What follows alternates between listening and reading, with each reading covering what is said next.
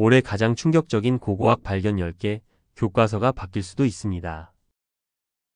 문명의 렌즈입니다. 이 채널은 역사를 외우는 곳이 아니라 문명이 작동하는 원리를 렌즈로 확대해서 보여드리는 곳입니다. 오늘의 이야기는요, 올해 가장 중요한 고고학 발견 10개입니다. 여러분, 우리가 학교에서 배운 역사는 생각보다 자주 업데이트됩니다. 문제는 그 업데이트 속도가 너무 빨라서 교과서가 마치 운영체제 패치처럼 느껴진다는 점이죠.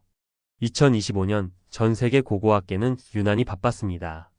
어떤 곳에서는 사라진 파라오의 무덤이 드디어 정체를 드러냈고, 어떤 곳에서는 세계에서 가장 오래된 인공 미라의 흔적이 이집트가 아닌 아시아에서 나왔습니다. 또 어떤 팀은 AI로 고대 바빌론의 잃어버린 창가를 되살렸고, 어떤 연구는 인류 언어의 뿌리를 DNA로 추적했습니다. 한마디로 말해 2025년은 고고학자들이 잠깐만요, 우리가 아는 역사가 이게 맞았나요? 라고 집단적으로 말하기 시작한 해였습니다.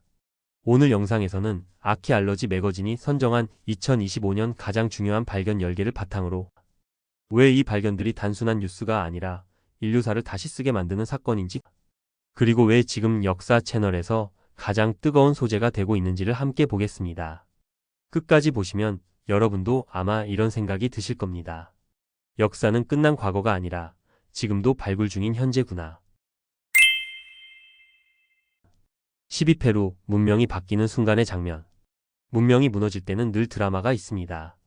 그런데 더 흥미로운 건 문명이 바뀌는 순간은 늘 애매하다는 것입니다. 한 시대는 아직 끝나지 않았고 다음 시대는 벌써 시작된 상태. 마치 퇴근 안 한 상사와 출근 너무 일찍 한 팀장이 같은 사무실에 있는 느낌이죠. 페루 우안차코의 팜파라 크루스에서는 서기 850년에서 1000년경에 매우 독특한 무덤이 발견됐습니다. 이 무덤에는 2명의 나이든 남성이 묻혀 있었는데, 한 명은 연꽃 자세처럼 앉아 있었고, 거울과 귀 장식 같은 부장품은 고지대 와리 문화의 기법과 해안의 모체 양식이 섞인 하이브리드 스타일을 보여줍니다. 즉, 이 무덤은 한 사람이 아니라 한 시대 전체가 우리가 지금 바뀌는 중입니다 라고 남긴 증거인 셈입니다. 연구진은 이것을 북부 페루 해안에서 사회정치 질서가 재편되던 전환점으로 해석합니다. 9위. 폼페이 2000년 만에 다시 열린 비밀 연회장. 폼페이 하면 많은 분들이 재난을 먼저 떠올리십니다. 하지만 폼페이는 동시에 로마인들이 얼마나 화려하게 놀았는지를 보여주는 도시이기도 합니다. 2025년 폼페이 레지오 지역의 하우스 오브 티아수스에서는 정원으로 열려있는 대형 연회실에서 디오니소스의 행렬을 그린 거의 실물 크기의 대형 벽화, 즉 메갈로그라피가 발견됐습니다. 연구자들은 이 벽화를 기원전 40에서 30년경으로 보고 있으며, 그 안에는 와인을 바치는 사티로스, 황홀한 춤을 추는 마이나드, 그리고 디오니소스 비에 입문하는 여성이 등장합니다. 이 벽화가 흥미로운 이유는 단순히 예쁘기 때문이 아니라 로마 사회가 여성에게 기대하던 점잖은 역할과는 다른 야성적이고 해방된 여성상을 축제의 공간 한가운데에 세워두고 있기 때문입니다. 쉽게 말해 로마인들은 밥 먹는 방 벽에 이성이 아니라 황홀, 질서가 아니라 변신을 그려 넣었던 겁니다. 대단하죠. 우리로 치면 거실 벽 전체에 초대형 뮤직비디오를 그려 넣은 셈입니다. 8위. 바빌론이 다시 노래하다. 고고학이 산만드는 학문이라고 생각하셨다면 2025년은 그 오해를 박살낸 해입니다. 왜냐하면 올해의 주인공 중 하나는 AI였기 때문입니다. 이라크 시파르의 고대 도서관에서 나온 점토판 조각들을 바탕으로 연구진은 바빌론을 찬양하는 약 250행 분량의 잃어버린 창가를 복원했습니다. 핵심은 단순히 한 점토판을 읽은 것이 아니라 AI 기반 플랫폼을 활용해 서로 흩어진 30개의 추가 사본 조각을 찾아 맞췄다는 데 있습니다. 연구진에 따르면 이 작업은 과거 같았으면 수년 또는 수십 년 걸렸을 일입니다. 더 놀라운 건 이 창가가 아주 희귀한 문헌이 아니라 당대 학교에서 아이들이 베껴 쓰던 인기 텍스트였다는 점입니다. 바빌론을 최초의 도시처럼 찬양하고 시민과 신마르두크를 높이며 심지어 여사제의 역할과 도시 공동체의 삶에 대한 정보까지 담고 있습니다. 즉, 우리는 2025년에 단지 고대 문헌 하나를 읽은 게 아니라 3000년 전 도시인이 자기 도시를 얼마나 사랑했는지를 다시 듣게 된 것입니다. 바빌론은 무너졌지만 도시를 사랑하는 인간의 마음은 남아 있었던 거죠. 7위. 사라진 파라오의 귀환. 이집트 고고학에서 아직도 안 찾은 왕의 무덤이 있다고 하면 대부분은 설마요? 라고 하실 겁니다. 그런데 진짜 있었습니다. 테베 지역에서 연구팀은 처음엔 왕비의 무덤일 거라고 생각했던 공간을 조사했습니다. 복도는 약 30피트 길이였고 암석과 홍수 퇴적물로 거의 가득 차 있었습니다. 그런데 벽과 천장에서 이상한 단서가 나옵니다. 작은 면적이지만 파란 바탕에 노란 별이 그려진 천장, 그리고 파라오의 사후 여정을 안내하는 아무드 아트 장면이 드러난 것이죠. 문제는 이런 장식이 18왕조의 왕비 무덤이 아니라 파라오 무덤에서만 확인되는 요소였다는 겁니다. 그리고 결정타는 깨진 알라바스터 항아리 조각을 맞추는 과정에서 나왔습니다. 그 안에는 하트셉수트가 자신의 남편이자 왕에게 바친 헌정문이 있었고 그 왕은 바로 투트모세 2세였습니다. 즉 2025년은 18왕조에서 마지막으로 발견되지 않았던 파라오 무덤 하나가 마침내 이름을 되찾은 해였습니다. 고고학에서 가장 짜릿한 순간은 유물이 나 누구예요? 라고 묻는 대신 나 여기 있었어요 라고 말할 때입니다. 바로 이런 순간이죠. 그런데 이제부터는 더 위험합니다. 왜냐하면 다음 발견들은 단순히 무언가를 찾았다 수준이 아니라 우리가 인간 사회를 이해하는 프레임 자체를 뒤집기 때문입니다. 6위. 차탈웨이크. 9000년 전 사회의 중심은 여성일 수도 있다. 터키의 차탈웨이크는 늘 상상력을 자극하던 유적이었습니다. 집 아래에 가족을 묻고 여성 형상의 조각상이 많이 나와서 한때는 목의 중심 사회 아니냐는 이야기가 많았죠. 하지만 오랫동안 확실한 증거는 없었습니다. 그런데 2025년 연구팀이 131명의 DNA를 분석하면서 분위기가 달라졌습니다. 차탈웨이크 동쪽 구역의 35채 집에서 나온 인골을 조사한 결과 한 집에 묻힌 사람들은 목의 혈통으로 연결되는 경우가 많았고 무엇보다 여아와 어린 여자아이들이 남아보다 약 5배 더 자주 부장품을 함께 받았다는 사실이 드러났습니다. 연구진은 이를 바탕으로 차탈웨이크의 여성 중심의 사회 구조가 퍼져 있었을 가능성을 제시합니다. 더 나아가 이런 구조가 강한 계층 분화를 막고 더 평등한 관계를 유지하는 데 기여했을 수도 있다고 봅니다. 한마디로 9000년 전 도시에서 이미 사회의 중심축이 남성이 아니라 여성의 혈연과 거주 구조였을 수 있다는 이야기입니다. 이건 단순히 과거 여성의 지위를 높여 말하는 게 아니라 초기 농경 사회는 원래부터 남성 중심이었을 것이라는 우리의 선입견을 다시 보게 만드는 발견입니다. 5위. 크레타의 거대한 원형 미스터리. 그리스 크레타의 파푸라산 정상. 이곳에서 고고학자들은 딱 보고도 이건 평범하지 않다는 걸 알 수밖에 없는 구조물을 발견했습니다. 이 복합 구조물은 지름이 160피트 이상, 그리고 8개의 동심 원형 석벽으로 이루어져 있습니다. 중앙에는 4구획으로 나뉜 건물이 있고 벽면에는 채색 흔적도 남아 있습니다. 연구자들은 이 복합체가 무려 기원전 3000년경부터 만들어져 기원전 1800년경까지 사용된 것으로 보며 크레타 섬에서 확인된 가장 이른 시기의 기념비적 복합체일 가능성을 제시합니다. 여기서 나온 토기들은 크노소스, 말리아 같은 다른 중심지와의 연결도 시사합니다. 연구팀은 이 공간이 대규모 공동잔치와 의례가 열리던 장소였다고 봅니다. 즉, 이곳은 단지 돌을 둥글게 쌓아놓은 언덕이 아니라 서로 다른 공동체가 모여 우리는 하나다를 반복적으로 연출하던 무대였을 수 있습니다. 고대 문명은 건물로 권력을 말합니다. 그리고 이 원형 구조물은 아주 오래된 방식으로 이렇게 말하는 것 같습니다. 여긴 그냥 마을이 아니라 기억을 만드는 장소다.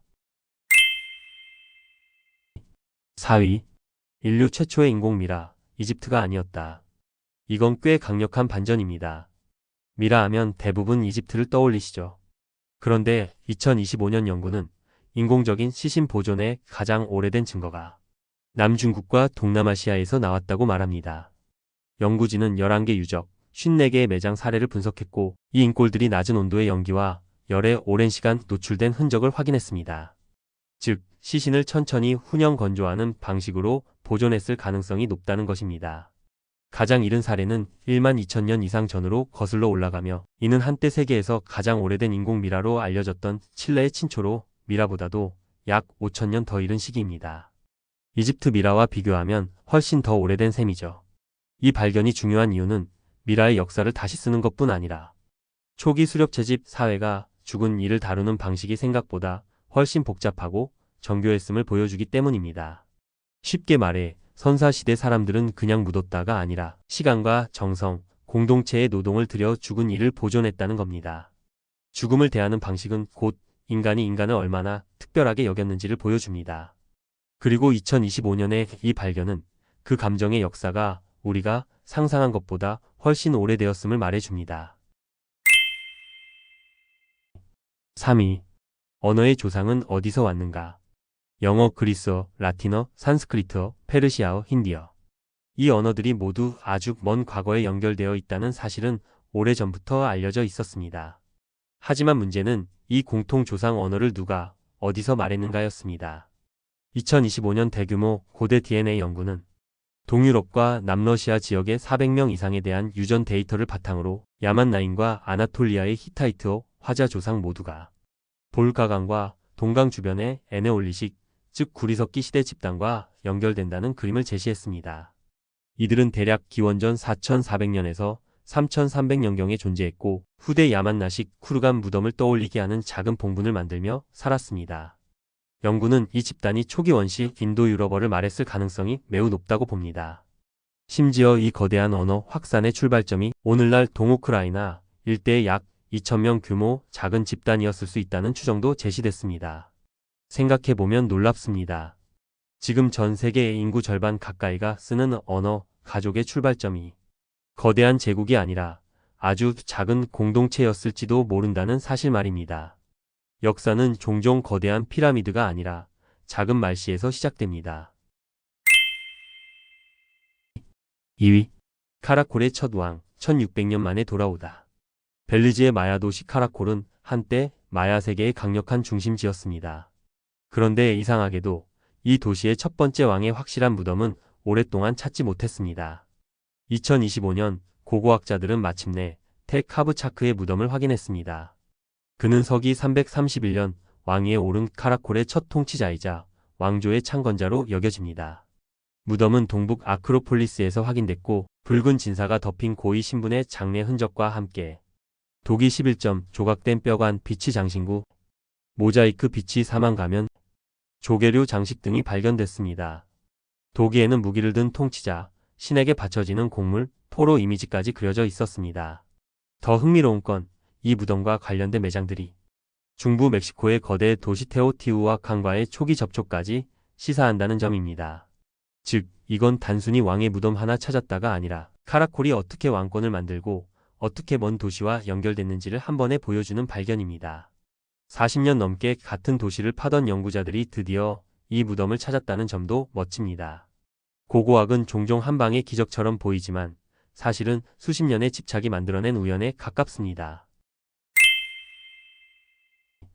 1위. 카라한테페 문명은 생각보다 훨씬 먼저 이야기를 만들었다. 그리고 1위는 터키 남동부의 카라한테페입니다. 이곳은 이미 매우 오래된 신석기 유적으로 주목받아 왔지만 2025년의 발견은 그 수준을 한 단계 더 끌어올렸습니다. 유적은 대략 1만 2000년 전에서 1만 200년 전, 즉 사람들이 정착을 시작했지만 아직 도기를 쓰기 전 시기에 해당합니다. 올해 발굴에서 가장 주목받은 것은 인간의 얼굴이 입체적으로 새겨진 T자형 기둥이 확인됐다는 점입니다. 이 지역의 T자형 기둥은 오래전부터 인간 형상을 상징한다고 해석돼 왔지만 실제 얼굴이 표현된 사례는 사실상 처음이었습니다. 또 다른 발견은 연구진이 세계에서 가장 오래된 3차원 서사 표현일 가능성을 제기한 유물군입니다. 이 말은 곧 카라한테페의 사람들이 단순히 돌을 세운 것이 아니라 자기 자신과 세계를 상징하고 이야기를 입체적으로 구성하는 능력을 갖고 있었다는 뜻입니다. 우리는 흔히 농경, 도시 문자 같은 것을 문명의 시작으로 생각합니다. 하지만 카라한테페는 다른 질문을 던집니다. 인간은 먹고 살기 전에 먼저 상징하고 이야기하려 했던 건 아닐까? 그렇다면 문명의 시작은 밭이 아니라 어쩌면 상상력과 상징의 공동 작업장이었을지도 모릅니다. 그래서 카라한테페는 단순한 유적이 아니라 인간이 인간다워지는 순간을 보여주는 장소처럼 느껴집니다. 그리고 아마 그래서 2025년 최고의 발견 중 하나로 꼽힌 것이겠죠. 2025년에 고고학 발견 10개를 쭉 보고 나면 하나의 공통점이 보입니다. 우리는 더 이상 과거를 단순한 옛날 이야기로 볼 수 없다는 점입니다. 고대 DNA는 가족과 언어의 기원을 바꾸고 AI는 잃어버린 문헌을 복원하고 발굴은 왕과 도시와 의뢰를 다시 호출합니다. 그리고 그 모든 발견은 결국 하나의 질문으로 모입니다. 인간은 누구였고 지금 우리는 누구인가? 역사는 멀리 있지 않습니다.